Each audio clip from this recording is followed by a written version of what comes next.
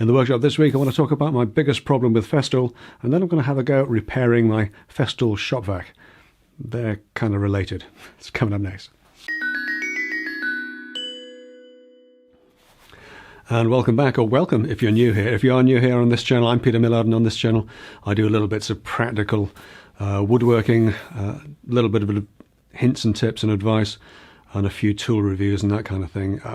I've got a lot of Festool tools. I started buying Festool tools after I'd been working as a one-man band, carpenter, cabinet maker, installer for 5 or 6 years. I bought the track saw, and this is a fairly well-worn path for guys like me. You buy the track saw because it's, really helps you out and it's convenient, and then you buy an extractor to go with it because it all clips together and you can roll it around.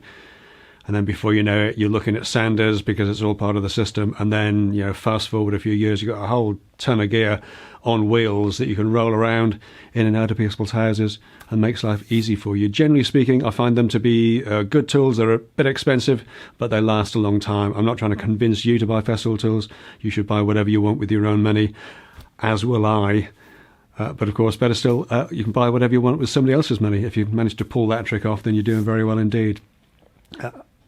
The problem that I've got with Festool tools is to do with the repair side of things. Now, if your tool's in warranty and you have a problem with it, they'll come and collect it, they'll take it away, they'll repair it, they'll send it back to you good as new. And if your tool's out of warranty, well, you can have it collected by them, they'll give you a price for it, repair it, you get it back, and it's as good as new. And it's the good as new thing that sort of is a little bit over the top in some regards. Because the tools last a long time, you can have a relatively old tool, and like most relatively old tools that get carted around a lot, they'll have little bits and pieces broken on it, which you probably don't care about because it doesn't affect the performance. But if you send that tool off to Festool, they'll repair everything. Now, so it is literally like new.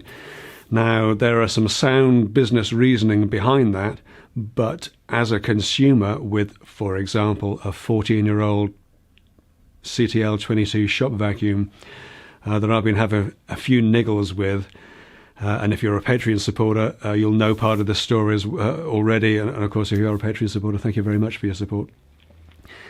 So I've basically, long story short, there's all kinds of little bits and pieces broken on this old Festool vacuum that I don't really care about, and I don't want to pay to have repaired.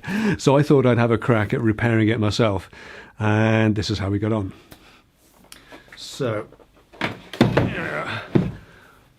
long story short, the vacuum just died and I didn't know what was wrong with it. It could be a switch, could be a cable. I had a fiddle around with it. I did the basic checks. The cable was definitely getting power. We were definitely getting power into the motor, and I'd kind of figured out that it was probably brushes with a likely culprit.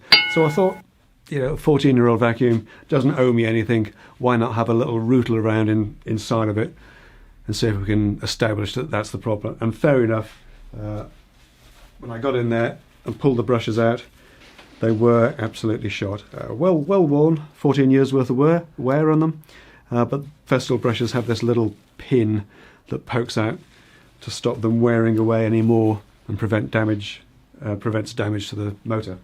Bought some replacement brushes, and I'm going to try and put this back together. When I pulled this apart, I had a workshop full of white painted stuff, and my Patreon supporters will know this. Apologies for repeating myself. So I didn't actually shoot any video of that. I wish I had, because it would give me something to look back on and try and figure out how to put it back together again. But I think I can remember it. We're going to replace the brushes, try and nail it all back together again and see if it works. So that's what we'll do now.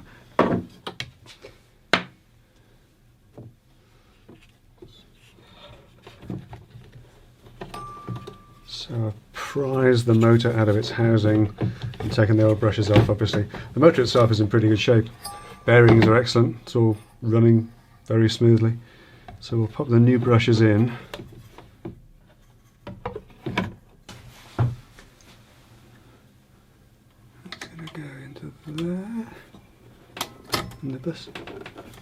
There's a little tab in the top of each brush that clicks into place in the housing, so make sure that that side of the brush faces the fan on the end of the motor shaft. There you go. I just push in, and these little spade connectors go on the end.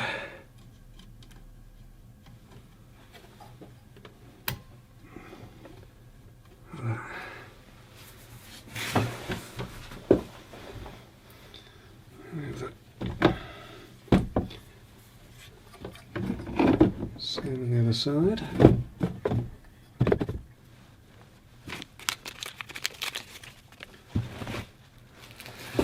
See the difference between the old ones and the new ones.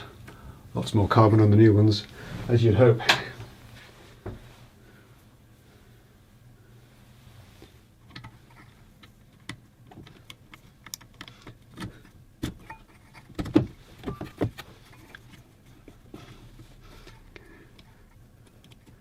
Making it again. Okay. This is where we start to work from memory a little bit. I'm fairly sure that went over there.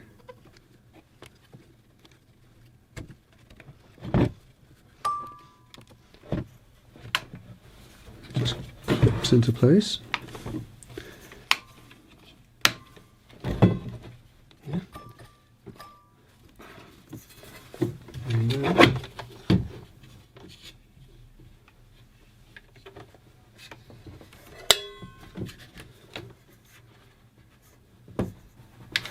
in there, so you can see the brushes in there.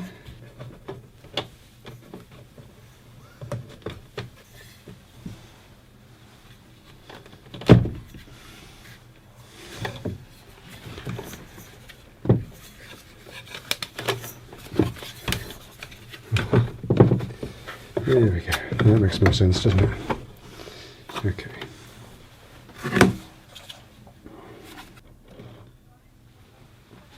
So to get these in, they've got to be exactly the right angle and exactly the right orientation. And it is very snug. But when it goes in, it does just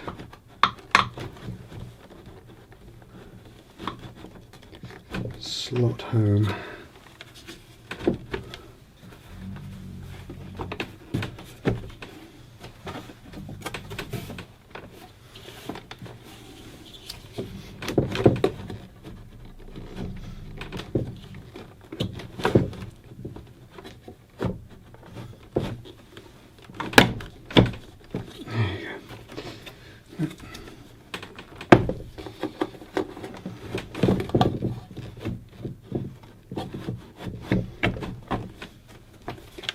That's it.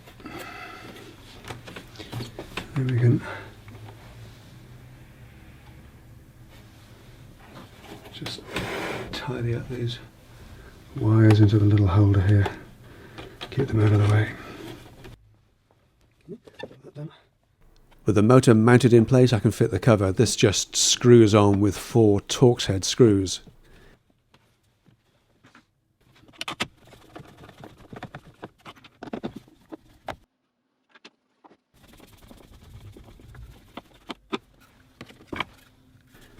And then fit the cover over the electrical connections in the same way.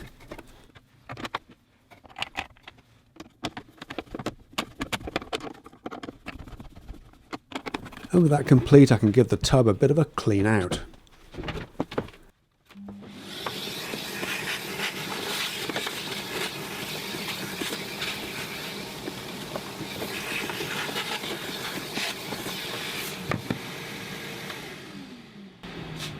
That's the only time that's ever going to happen.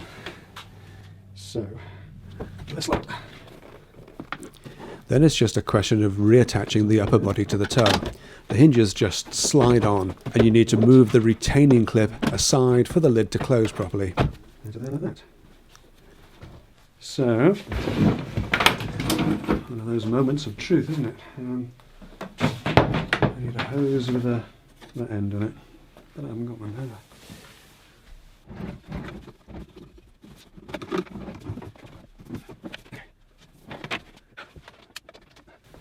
I know that socket's good.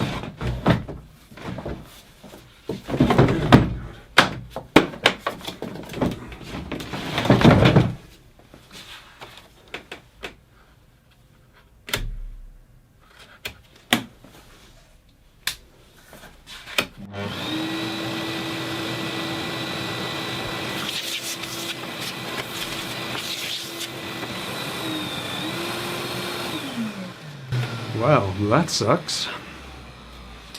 Right, let's see, just double check. Then we can check that the power takeoff and auto start are working. Yep. Auto.